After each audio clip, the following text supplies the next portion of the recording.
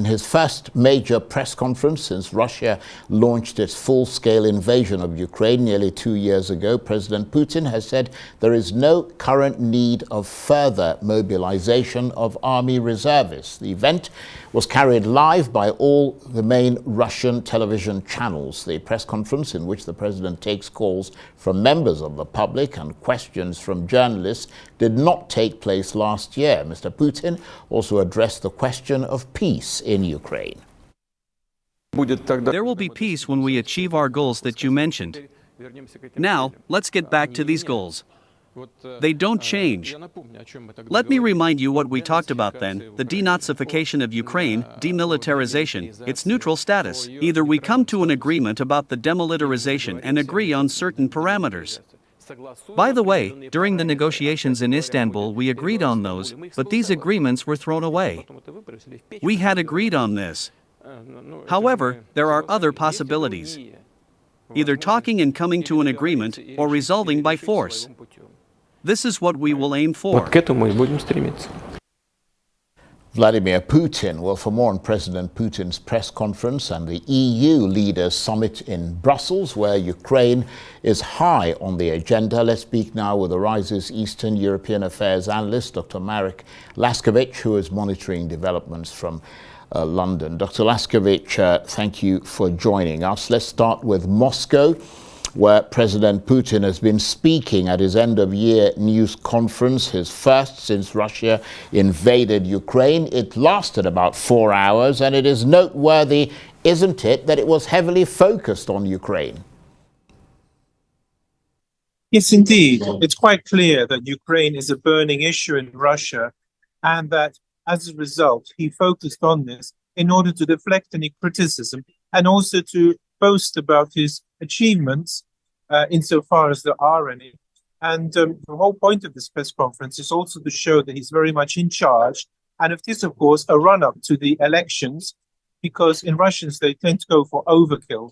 And he wants to make sure that he is, in fact, seen to be very much the statesman in charge. And, he insisted the Russian army would continue with its war in Ukraine, and there won't be peace until Moscow has achieved its goals. What are those goals? There are ostensible goals, and there are, I believe, his real goals. The ostensible goals, indeed, have never changed, and they are quite interesting. They are the neutralization of Ukraine, because obviously he's worried about increasing NATO movement eastwards towards the Russian state itself. And of course, the Russians are quite paranoid, one might say, about Western attack, if only because, in fact, they have been attacked by countries west of them 3 times. What it does also imply there was the question of denazification. This is a very important aspect which the West tends to overlook, but it is a key part of his invasion. He is not essentially saying that Ukrainians themselves are bad, or that Ukraine exists. He's simply saying they're being misled by Nazis. And were the Nazis to leave, then Ukraine would be once again a normal country as far as he's concerned, possibly even once again a part of Russia. And this is the third point, which are, I think, his real goals, as opposed to these overt ones, namely that he still thinks it is possible to conquer Ukraine, and the Ukrainians then will become, once again, a normal part of Russia, like indeed many other parts of Russia, which are also non-Russian speakers in the sense that they are not Russian peoples. Yeah, that's actually very interesting, and I wonder, and I imagine rather worrying and upsetting for Ukrainians, because yet again he questioned Ukraine's very national identity by saying that Ukrainians and Russians are one and the same people, and he questioned Ukraine's territorial integrity as well, didn't he, by saying that huge swathes of southeastern Ukraine actually belong to Russia. Oh, quite so. In fact, in his eyes, they do. And in fact, until Khrushchev made the administrative rearrangement whereby Crimea became part of Ukraine, possibly because of Ukraine himself, they were seen to be part of Russia. So his view is, if you like, in this point of view, a very long, very well held, and deeply held Russian view. Moreover, as you say, it is very worrying for the Ukrainians that he thinks like this, because obviously he has no intention of treating Ukraine as a real country. There is, however, some silver lining to this cloud.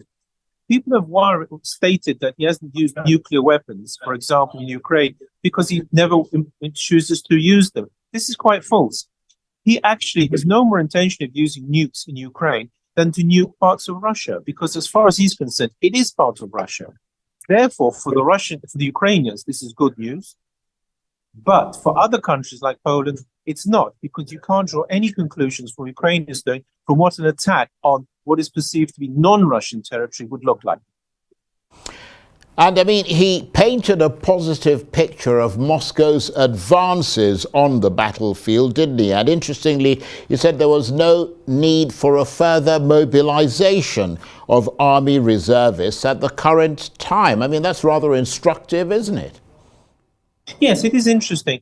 But the point is that as far as he's concerned, in a very real sense, he has achieved territorial goals, the immediate territorial goals. The next step will be the conquest of Ukraine itself, which is, of course, a much larger one. So he doesn't need any more troops to hold on. On the contrary, he's doing very well in the sense the Ukrainian offensive is petered out. What is significant, though, and what must be realized, is that this is also on the back of the vote that the USA is not going to contribute any more money, that is to say, money not only in money terms, but also in arms, to Ukraine. In this sense, he certainly doesn't need to mobilize, rather the opposite. It's quite possible he could still pull off a conquest of Ukraine if the USA really does not support Ukraine. European support is no match for the Ukrainian, for the American support. And if, in fact, Ukraine depends upon Europe, then it's not going to be a pretty picture at all. Well, absolutely. And of course, that annual end-of-year news conference that we were seeing bits of on our screens, that didn't happen last year. Is the fact that it happened this year a sign of real confidence?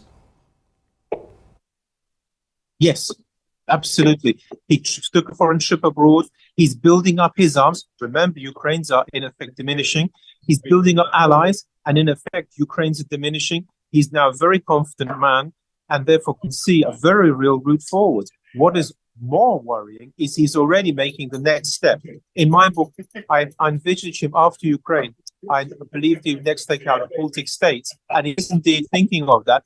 Not only is he warm Lithuania, but above all, Latvia.